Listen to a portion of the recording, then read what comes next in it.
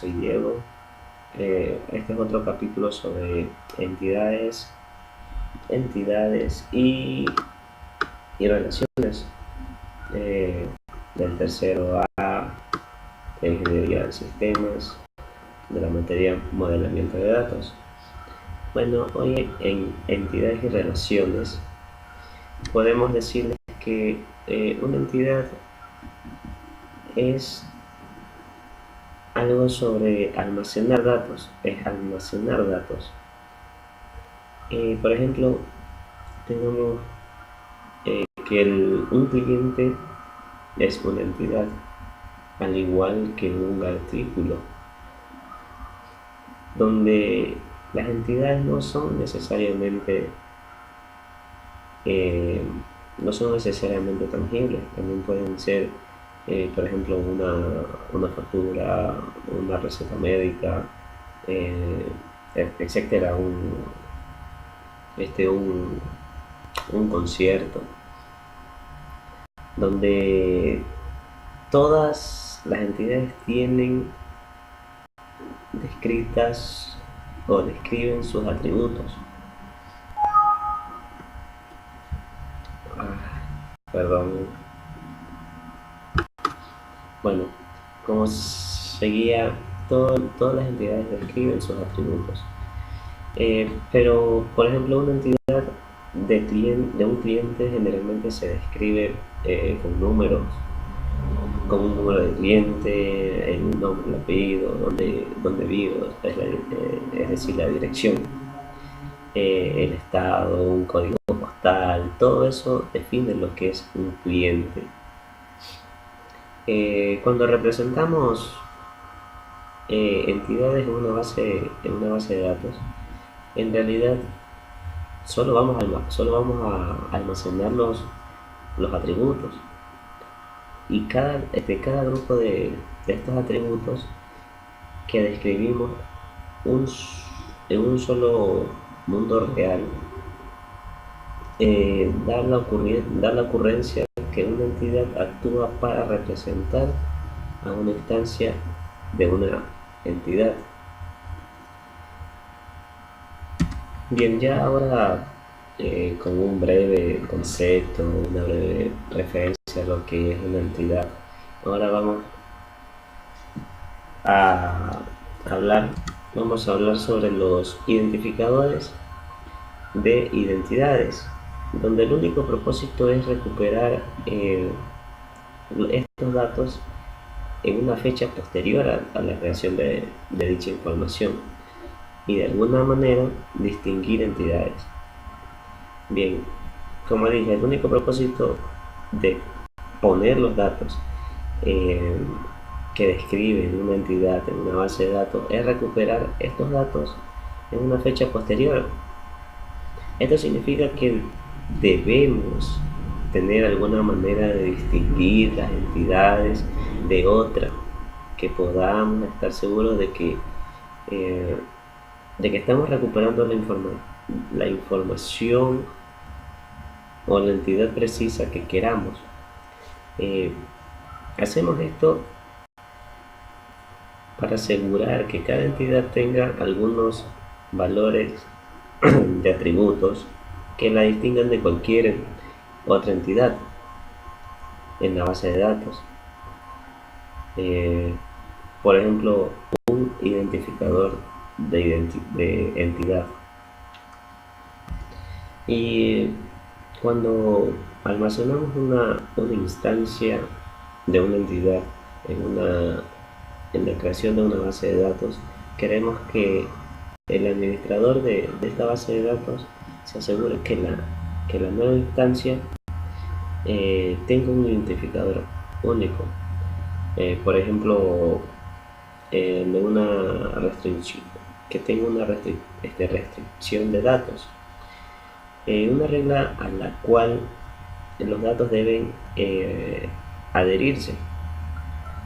La aplicación en una variedad tiene limitaciones de la base de datos, nos ayudará a mantener la consistencia y la precisión de esos datos. Bien, Ahora ya identificando o diciendo que cada entidad tiene que tener un identificador único que la distinga de las otras. Eh, vamos, entramos a este punto donde nos dice los atributos de un valor frente a multivalores. ¿Qué nos quiere decir sobre este pequeño, esta pequeña frase, esta pequeña oración? Que un atributo puede tener un solo valor y que un atributo tiene varios valores. Por ejemplo, ¿qué será? Pongamos un ejemplo pequeño, podríamos decir así, sobre un teléfono que puede guardar un contacto y que también puede guardar muchos contactos. Pero ¿cuál es la diferencia?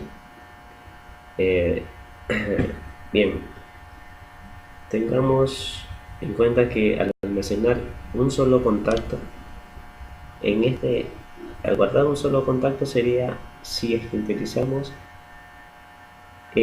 como una base de datos, no como una base de datos, sino ese contacto lo vamos a guardar en el chip del teléfono.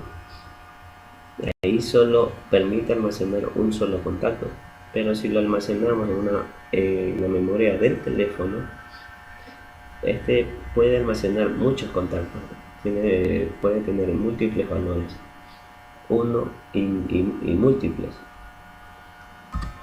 Bien, siguiendo con la explicación de atributos de un valor frente a los multivalores, podemos decir que eventualmente creamos base de datos relacional, donde los atributos de nuestro modelo de datos debe ser de un solo valor. Esto significa que para que una instancia determinada de una entidad, cada atributo solo tiene que tener un valor. Y por ejemplo, una entidad del cliente solo permite un número de teléfono para cada cliente, y si un cliente tiene más de un número de teléfono y quiere todos que estén en la base de datos, entonces la entidad no puede manejarlos. Ahí llega la existencia o existe los múltiples valores en un atributo, donde se convierte, bueno, esto es una redundancia, los múltiples valores en un atributo multivalor, en el caso del cliente con varios números de teléfono, donde esto llega a causar problemas con el significado de los datos, la ralentización en la búsqueda, restricciones innecesarias. Bien, como les iba comentando sobre los atributos multivalores, tendríamos una pregunta un ratito. Bueno, tendríamos una pregunta que hacernos. ¿Cuál es el problema con estos atributos multivalores? Bien, como dije, pueden causar problemas con el significado de los datos en una base de datos. Este punto. El otro punto sería ralentizar significativamente la búsqueda y colocar restricciones innecesarias en la cantidad de datos que se puedan almacenar. Supongamos que les puedo decir que un empleado con atributos para el nombre y la fecha de nacimiento, cada atributo tiene permitido almacenar múltiples valores, donde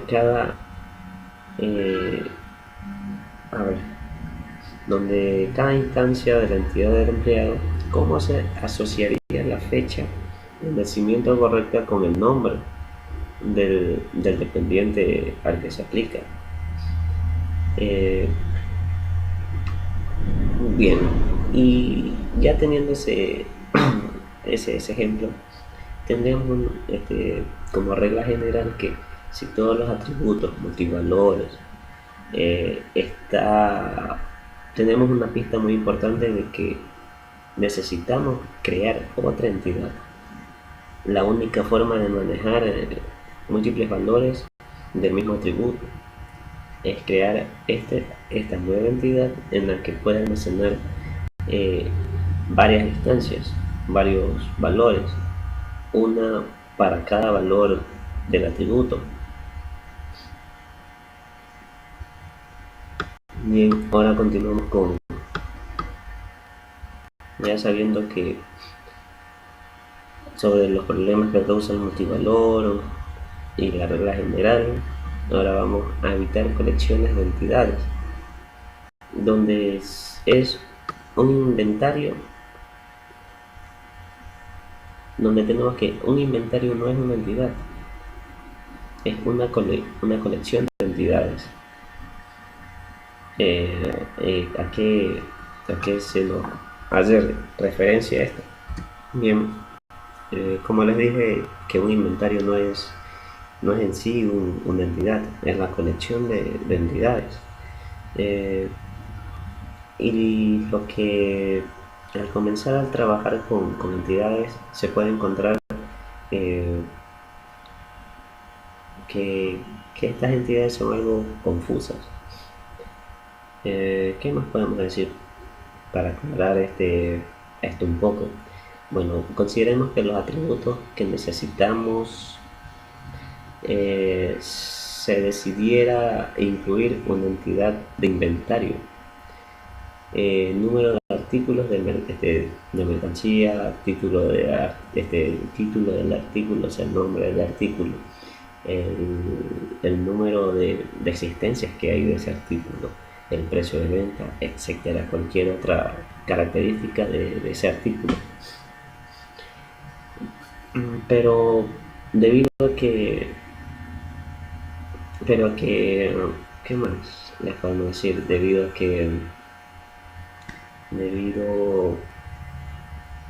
al, debido a que al momento de escribir eh, un inventario completo con una sola entidad necesitamos múltiples valores para cada uno de estos atributos, pero al leer antes los atributos no pueden tener múltiples valores. Esto le dice al inventario que no puede soportar como una entidad, debe representarse como una colección de instancias de una entidad de artículo de mercancía. Bien, así que resumiéndolo, como dije al principio, un inventario simplemente es la colección de varias mercancías, una colección de entidades. Cada mercancía, como dije al principio, cada artículo es una entidad y el inventario es la colección de estos artículos, donde van a estar todos. Ahora hablamos un poquito sobre la documentación de entidades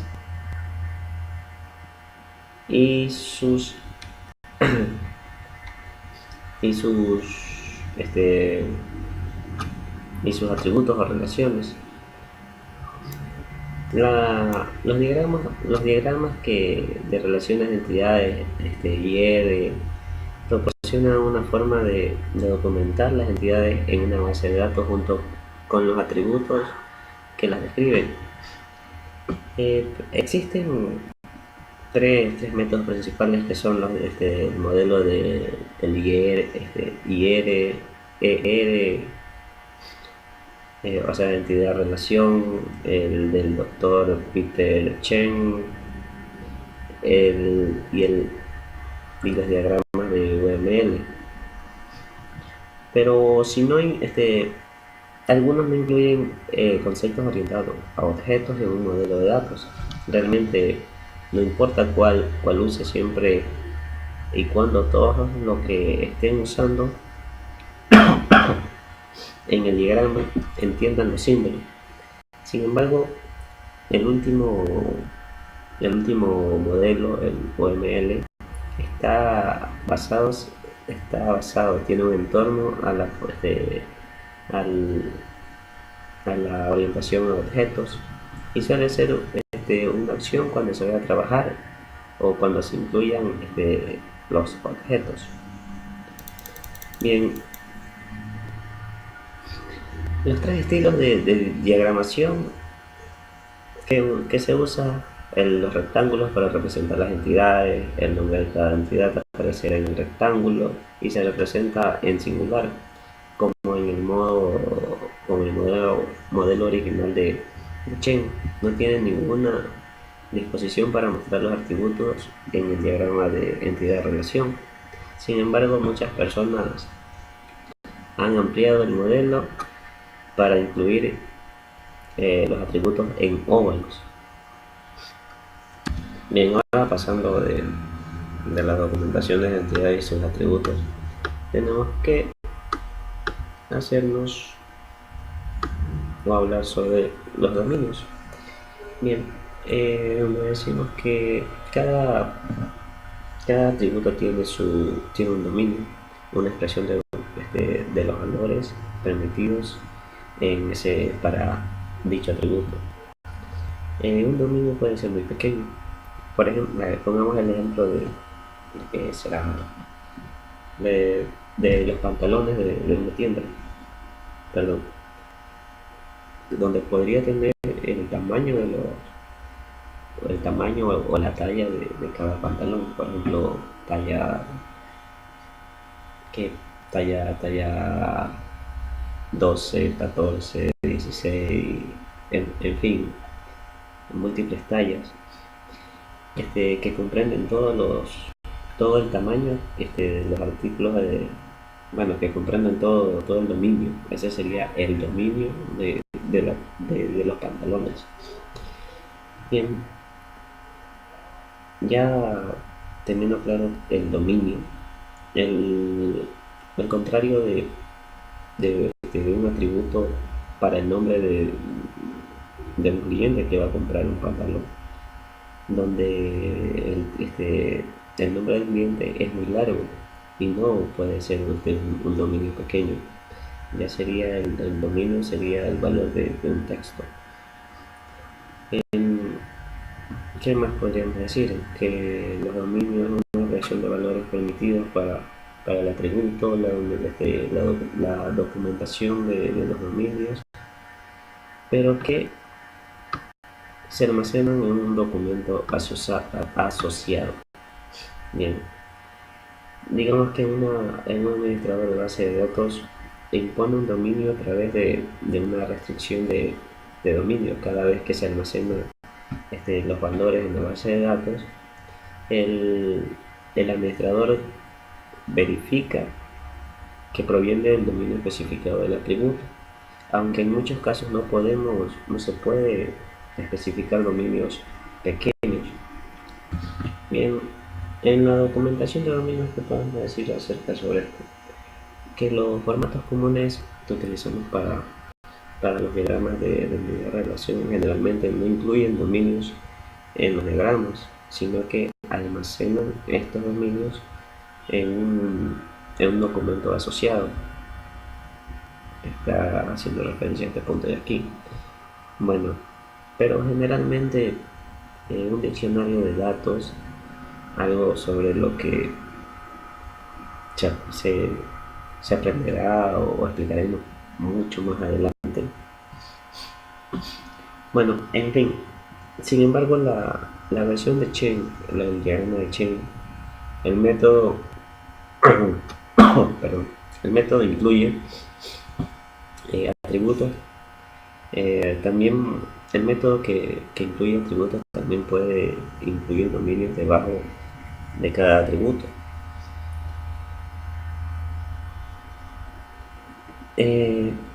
También tenemos lo que podemos decir sobre las opciones de estos dominios. Bien, bueno, Muchos administradores de las bases de datos actualmente admiten eh, un tipo de datos conocido como el blob, objeto binario grande, que puede almacenar cualquier elemento binario como un gráfico. Al momento de elegir el dominio correcto puede marcar una gran diferencia en la precisión de una base de datos. Por ejemplo, eh, en un código postal en Estados Unidos se compone de 5 a 9 dígitos. Eh, debe, debe un atributo Debe un atributo para un código postal tener un dominio de tipo int, de tipo entero. La respuesta a eso es no. Este, por dos simples razones. En primer lugar, sería bueno poder incluir el guión de códigos postales en 9 dígitos. En segundo lugar, y aún más importante en los códigos postales, en el norte o en el noreste comienzan con un cero. Si se almacenan como un cero, el cero inicial desaparece. Por lo tanto, siempre elegimos un dominio char para los códigos postales. Porque, a ver, ¿por qué quiere decir que el primer cero desaparece? Es como, es decir, si ponemos 00001, al final de cuentas va solo a valer 1. Muchos ceros que estén a la izquierda de un número entero siempre va a valer el número entero, pero si va a la derecha es totalmente diferente. Bien, ahora pasando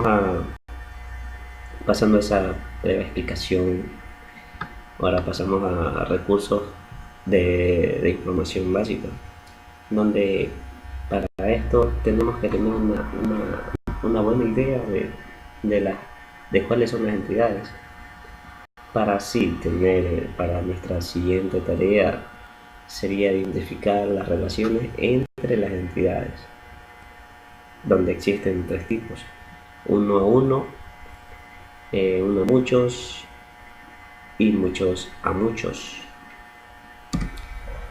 Ahora bien, eh, vamos a pasar a explicar un poco o hablar sobre las relaciones de uno a uno.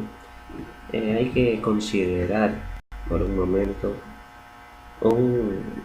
vamos a poner de esta manera. Consideremos el de un aeropuerto en una ciudad pequeña, donde tanto el aeropuerto como la ciudad se describen en una base de datos de aeropuertos de ciudades pequeñas. Cada uno de estos podría ser representado por una instancia de tipo diferente de entidad. La relación entre las dos instancias puede expresarse como el aeropuerto está ubicado en una sola ciudad y la ciudad tiene un solo aeropuerto. Esta es una verdadera relación uno a uno, porque en ningún momento un solo aeropuerto puede estar relacionado con más de una ciudad y ninguna ciudad puede estar relacionado con más de un aeropuerto. Aunque también hay municipalidades que tienen más de un aeropuerto, bueno, ese es otro asunto. Ahora bien, si tenemos instancias de dos entidades, A y B, llamadas, pongámosles A sub I y B sub I, entonces eh, una de ¿cómo les explico? Entonces, una toma a una relación si existe en el otro, por ejemplo, vale.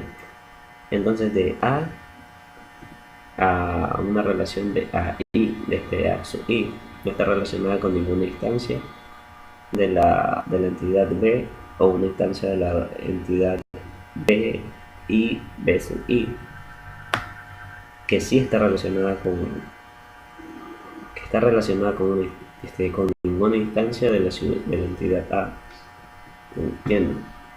Bueno, en fin, las verdaderas relaciones de uno a uno son muy raras en los negocios. Eh, por ejemplo, en una organización que decide comenzar a tratar con un nuevo distribuidor, perdón, un nuevo distribuidor, la compañía solo solicita un título o una mercancía. Y si miramos en la base de datos, veríamos que la instancia de la entidad de distribución está relacionada solo con una instancia de ese artículo de la mercancía que pidió. Ahora, pasando de las relaciones uno a uno, vamos a pasar a las relaciones de uno a muchos. Este tipo de relaciones es un poco más común. eh, de hecho, la mayoría de las bases de datos están relacionadas de esta manera o están construidas a partir de la relación de uno a muchos. Bien, pongámosla un ejemplo. Perdón. Bien, como les iba a comentar el ejemplo de uno a muchos para poder entender un poquito más rápido. Tenemos un cliente que al momento de hacer una compra adquiere muchos artículos que pertenecen a ese cliente. Es decir, un cliente tiene o compra muchos artículos o un cliente compra muchos artículos donde todos esos artículos o muchos artículos pertenecen a un solo cliente o la compra de esos artículos pertenecen a un solo cliente. Me explico. La compra de esos artículos solo le pertenece a ese cliente. Estas compras que ha hecho ese cliente no pueden pertenecerle a otro cliente. Bien, ahora de muchos a muchos, ¿qué podemos mencionar sobre estas relaciones de muchos a muchos? También son muy comunes. Existen, por ejemplo, una relación de muchos a muchos entre un pedido realizado por un cliente y los artículos de mercadería que lleva una tienda. Un pedido puede contener varios elementos y cada artículo puede aparecer en más de un pedido. Lo mismo ocurre con los pedidos realizados a los distribuidores. Un pedido puede contener varios artículos y cada artículo puede aparecer en más de un pedido. Bien, existe una relación de eh, muchos entre muchas entidades que están relacionadas para ese tipo de relaciones.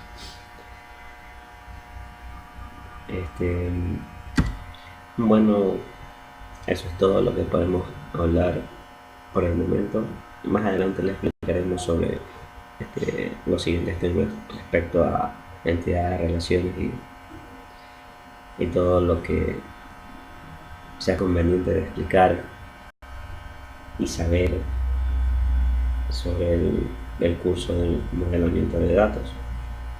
Muchas gracias, soy Diego y hasta la próxima.